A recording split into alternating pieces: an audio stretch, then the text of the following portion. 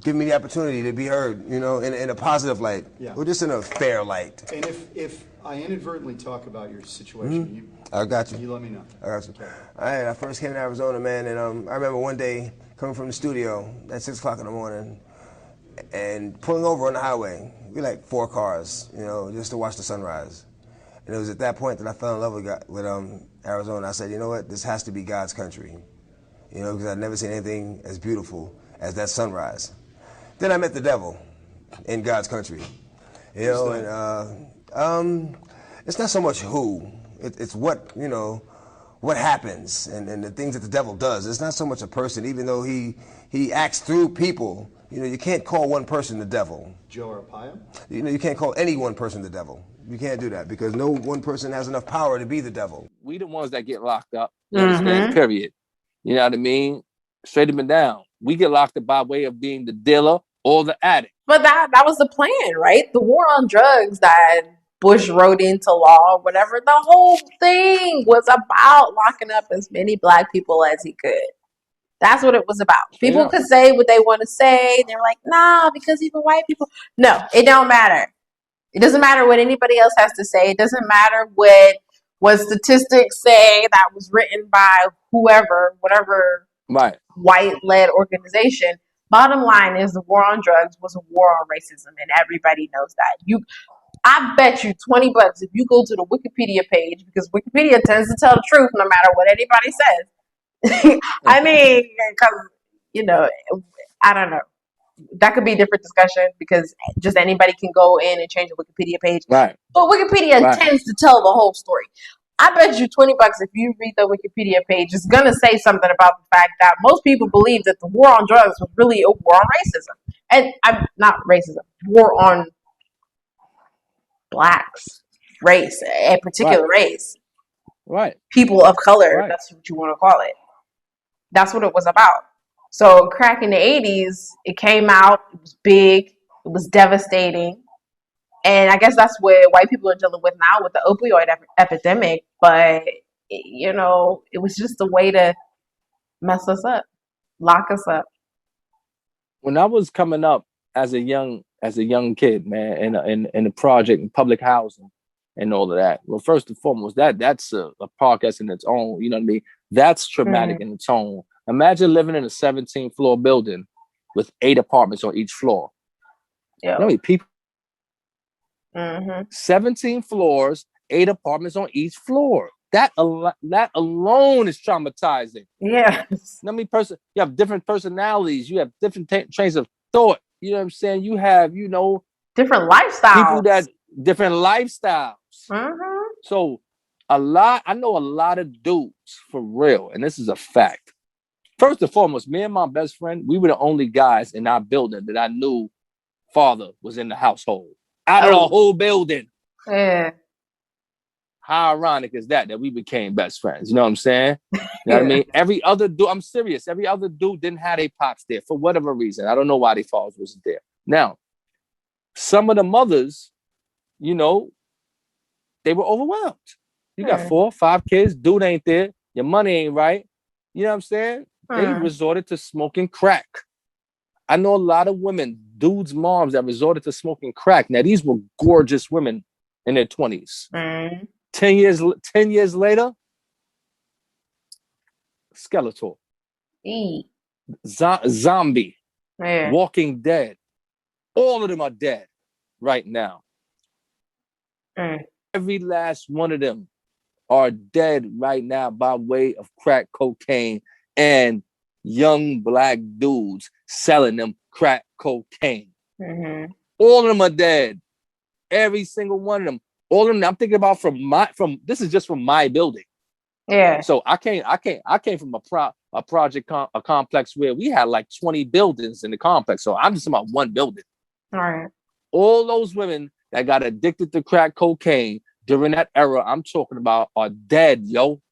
Straight up and down. It was no, she was gonna smoke crack for 2 years and then get her life together. No, man. She withered away and died, man. That's terrible. And we got to sit back and think. It's a sad. And I sat back and thought about this before the DMX situation. I'm like, damn, look at those families that were just tarnished. over crack cocaine. This is due to, but like I said, first you put black people in public housing, then you to disrupt the family by way the father is even getting locked up, or he's a drug addict, or he just leaves. You know what I'm saying? Then you got the black woman by herself. She starts smoking crack. Done. Family has been demolished, evaporated. Mission accomplished. You know what I'm saying? Mission accomplished. So what I'm saying is the substance abuse, man. I was a drug counselor for 2 years, man. And I think I was so effective being a drug counselor. Why? Because I lived amidst the drug epidemic in the hood. You understand? For real. And I have people in my family that are in the midst of the drug epidemic.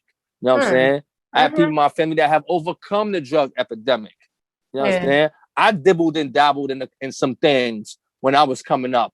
You know what I mean? And I see, and I can actually look at myself differently and say, damn, Quan, I can look at myself from when I was dibbling and dabbling, because I'm not gonna sit here and say I was a church boy. You know what I mean? I dibbled and dabbled. So I ain't smoke crack.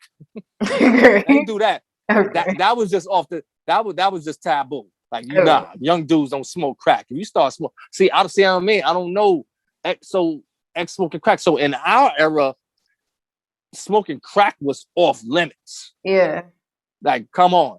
You was even gonna be the dealer, but you was never gonna be the addict, which is just as bad. And you know what I'm saying? You're supplying it to your own people. I can remember when I was dibbling and dabbling in substance abuse, alcohol, whatever, and other drugs, how my life was going. In that phase of my life, Miss Portia Mystique, I felt like I was missing something and I wasn't happy. So therefore, I ran to the drugs. I ran to the alcohol. You know what I'm saying? And I really thought that it actually was helping.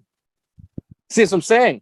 Black people, we have to identify with what's helping and what's hindering, even the people in your lives. Yeah. If you are, I don't care if this is your brother, sister, mother, father, sister, aunt, grandmother, whoever. If this person, if you could realistically say they are not a positive influence in your life, you need to get the hell out of there. And you know what? You know, us black people, we the most empathetic people in the world. You know what I'm saying? Oh, this is my family. This is my cousin. So what, man? You gonna let this big hold up? First and foremost, I'm getting mad, Portia. They get me. I see that. Straight up. Check it out. I hate when people say, "Oh, this is my family number. I'm gonna ride down my family number." So hold up, Portia, you have no control over who the hell your cousins are. Right. You have no control who your uncles are. You have no control who your brothers and sisters are. So with that being said, since I had no control in putting them in my life, I have all the control of getting them out of my life, though. So I can't hold it down. Oh, this is my brother and sister. Who says that my brother, sister, aunt, uncle, cousin, father, mother can act a fool with so much trauma and I still have to deal with them? If you believe that you still got to deal with a family member or a friend of yours that you know for 40 years just because you know them for 40 years and they were placed in your life, you're a fool. Okay? You are an imbecile of epic proportion. And when something go down that this person has brought into your life and you are affected by it, you can't cry to nobody. You accepted this because this person is my family member. So, you know, no. Because first and foremost, you know what? People be talking about how real they are. No, they not. You ain't real. You know how you know you real? When you are ready and confident enough to walk away, and this is related to the drug epidemic. When you are confident enough to walk away from something that has so long that it's just there. Okay. I don't know how I got here. It's okay. And when you confident enough to walk away from this joint, head held high, and don't care who the hell care. Yeah. That's when you real. That's true. That's when you have become an adult. That's when you said, yo, I don't care. Yo, and if you really riding with me, you'll respect my wishes. But if you don't respect my wishes, you wasn't supposed to be in my life anyway. See, maybe that's the only child syndrome in me. You understand? I'm an only child. So it's very easy for me to do that. That's not complicated at all for me to say, hey, you're not a good influence in my life. I'm out of here.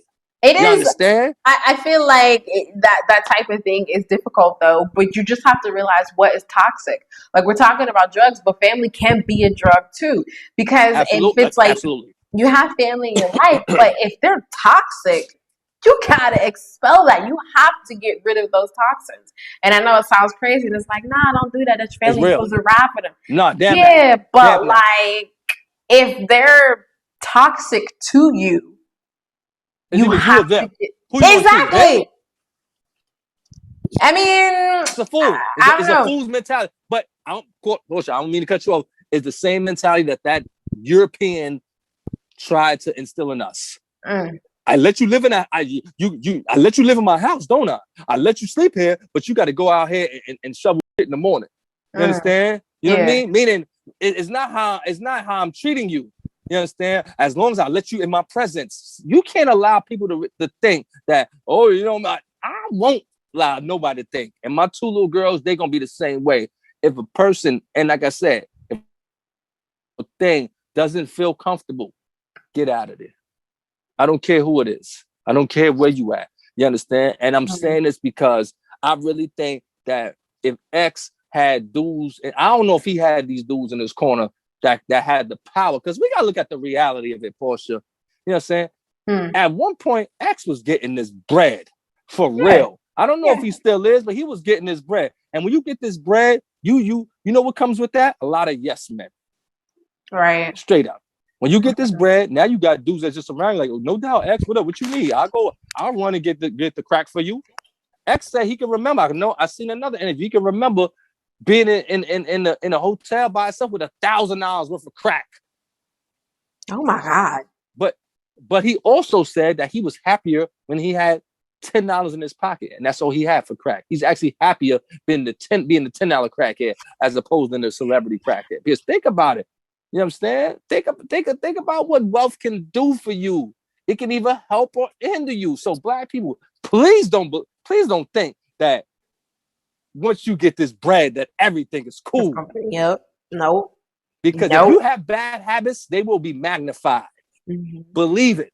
If you have bad habits, they will be magnified. You have to sit here and really look at yourself in the mirror and say, yo, I mean, maybe it's just the counselor that I am and the thought-provoking and intrusive type of person I am. I'm intrusive when it comes to my feelings. You really have to ask yourself, man, why do I tend to do these things in certain situations?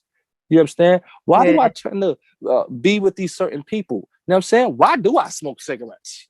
You understand? You know what I mean? Why when I go to a party, I have to drink alcohol?